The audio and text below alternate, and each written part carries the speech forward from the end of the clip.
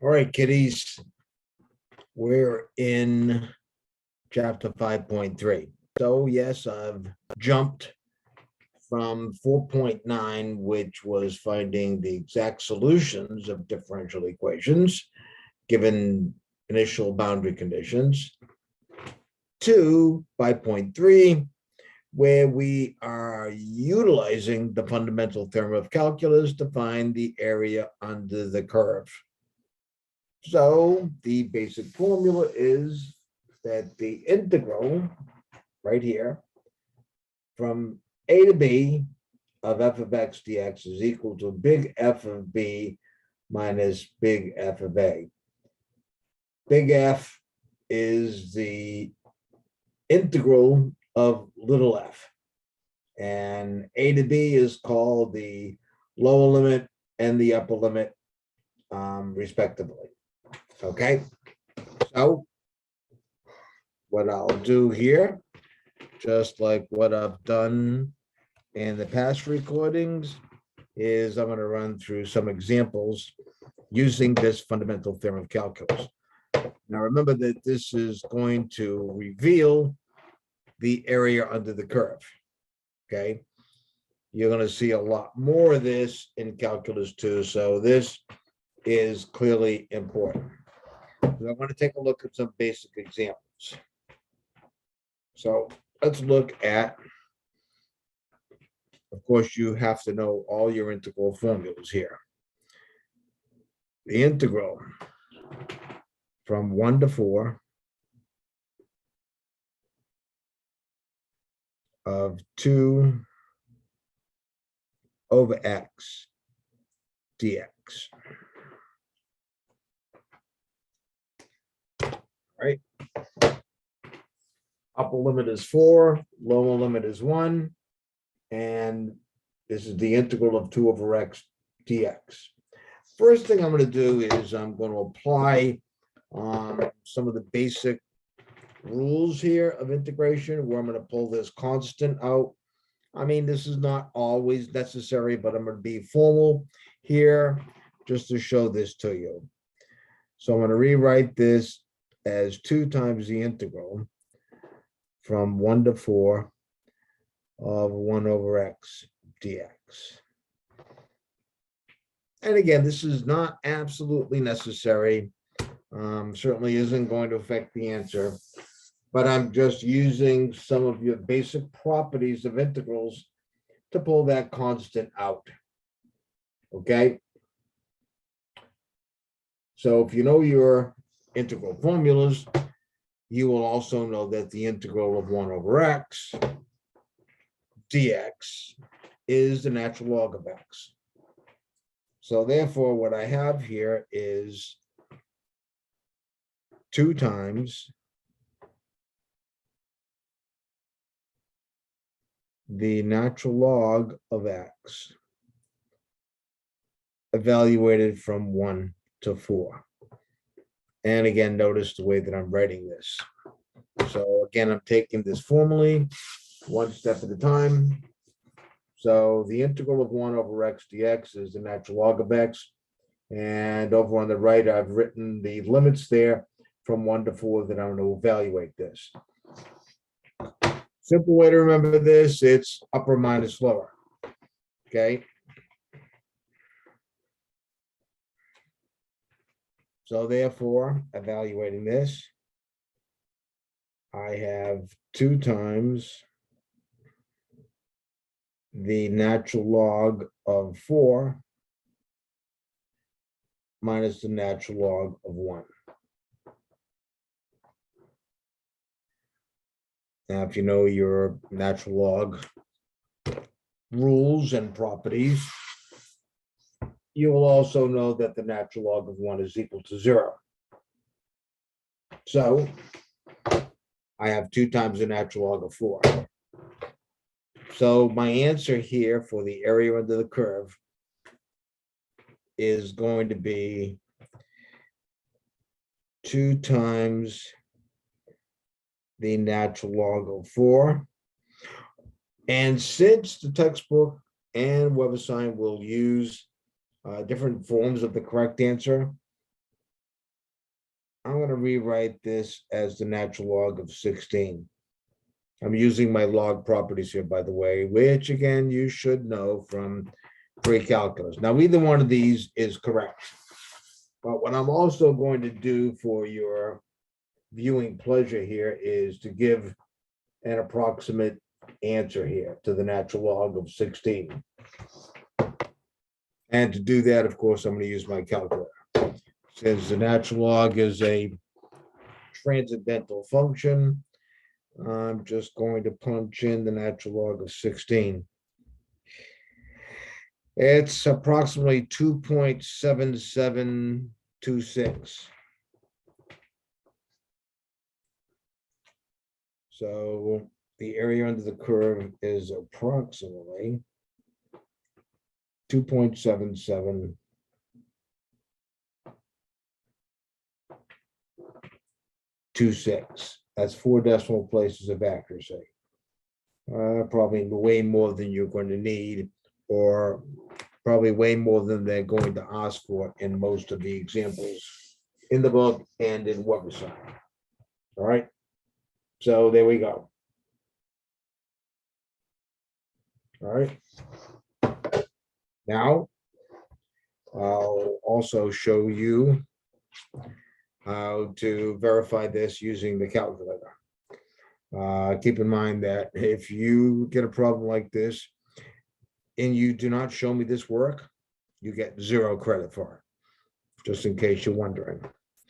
So I'm going to go back to my function entry, and I'm going to enter 2 divided by x.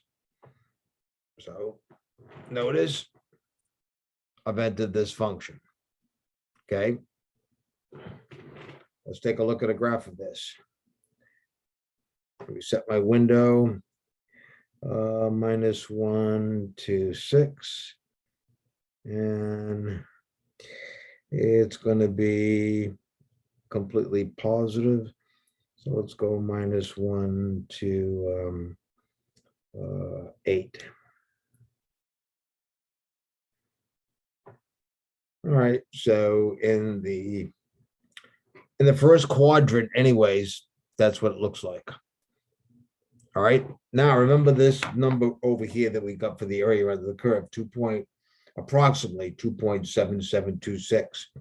So what I'm going to do now is I'm going to go second calc, and notice number 7 is the integral. So I'm going to press number 7.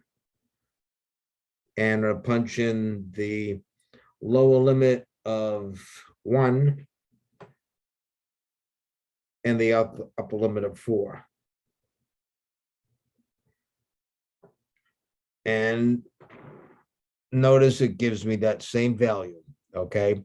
That's the area under the curve. It's the accumulation under this function between 1 and 4. That's the exact value that I received. So I know that my work over here is correct, by the way. This answer without this work is worthless, just so you know. Okay. All right. I'm going to pause this. Okay, so our second example then is the integral from 0 to pi of 2 times the sine of x dx. And relatively simple integration and area problem here. So I'm going to rewrite this again. I'm going to be technical here about this, although many people don't and won't really be caught at this. I'm going to rewrite this as 2 times the integral from 0 to pi of the sine of x dx. So notice that all I did was I pulled out the 2, the constant, in front of the integrand. So it's 2 times the integral from 0 to pi of the sine of x dx. So all you have to know is what the integral of the sine is. Well, the integral of the sine is negative cosine. So my answer is 2 times negative cosine of x evaluated between 0 and pi. All right.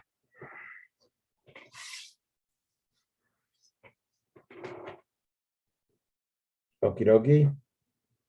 Now I'm going to apply the fundamental theorem of calculus, upper minus lower. All right, so this is going to be equal to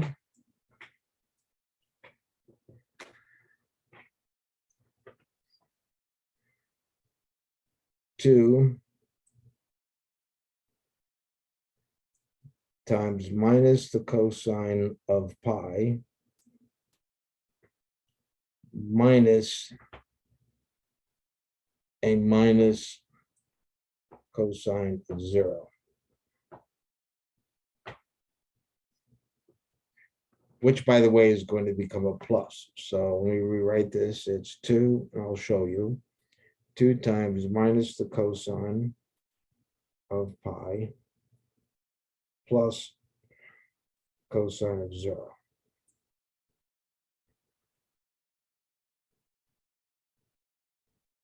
Okay. So I took the minus the minus cosine, and I just changed it to a plus. And I put the upper minus the lower. So I have minus the cosine of pi plus the cosine of 0. Well, again, pre-calculus people, you better know your unit circle, okay? And the values. That would be extremely helpful to have this at your disposal. You should, by the way, have one printed out for exams. Okay, so this is going to be 2 times. Now the cosine of pi is -1, but we got minus the 1, which is a positive 1. And the cosine of 0 is 1, so I got +1. And 2 times 2 is equal to 4. So this tells me that the area under this function, this curve, between 0 and pi is actually equal to 4. So the area under 2 times the sine of x between 0 and pi should be equal to 4, if I'm correct here.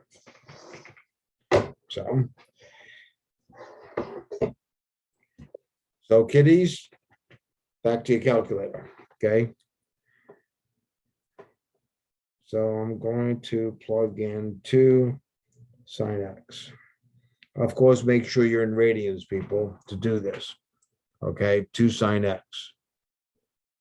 All right.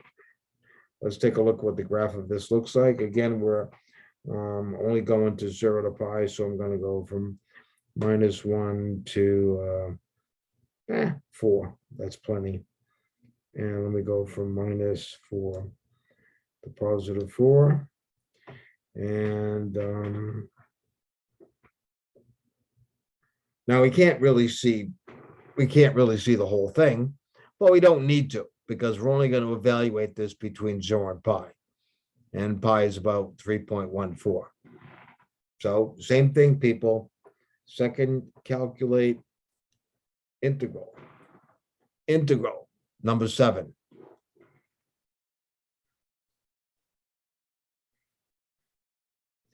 Upper limit is pi.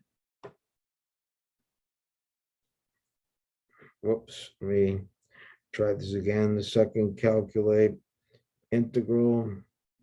Lower limit, it's asking me for the lower limit first. Sorry about that. 0. And upper limit pi.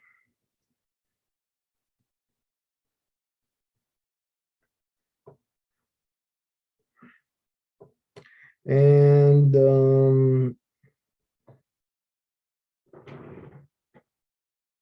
notice it's telling me that it's equal to 4, which is the answer that we got. And So this has confirmed my work over here. This answer, area under the curve equal to 4, that's worthless without this work. Absolutely worthless. You get nothing for being able to punch this into the calculator. This calculator, as a piece of technology, is confirming our work for us, not vice versa. Okay. Just so you understand that for those of you who are actually watching these. All right. So the next video that I will post, hopefully I'll have these both posted by tomorrow. So the next chapter videos will be done. And then I can finish grading all the material from the last set that was submitted. I am still waiting for some people to submit their work. All right, late, by the way. Anyways, so this is over. I'll end this.